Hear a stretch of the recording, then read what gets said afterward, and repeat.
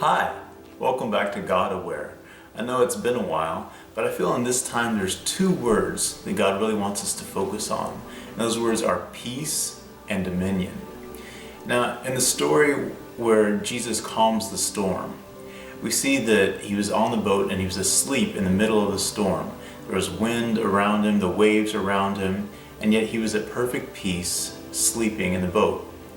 Now, I believe in this time, there's lots of chaos, confusion, fear, and doubt all around us. The situations all around us with the current pandemic and virus.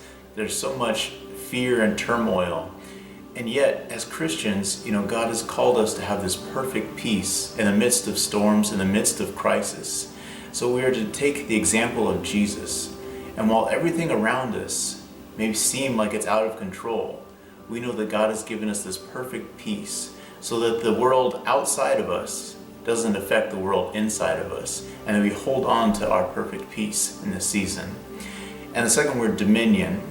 Even though Jesus was in perfect peace in the boat, when the disciples started freaking out around him, he woke up and he exercised his dominion, his power over nature. He told the wind and the waves to stop, and they obeyed and they stopped.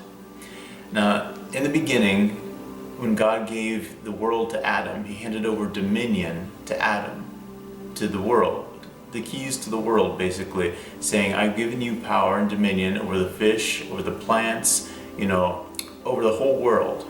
And yet when Adam fell, he fell from dominion. He lost his power. But Jesus came and he had a perfect relationship with God the Father, and he was restored into that dominion, and restored us into that dominion as well.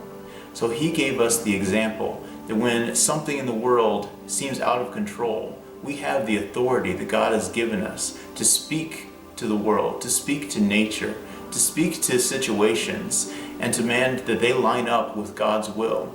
So that in this time, we need to hold on to those two words. We need to maintain our peace that God has given us. And we need to exercise our dominion to say, for me and my house, it will not enter this house. We will remain healthy and well and strong.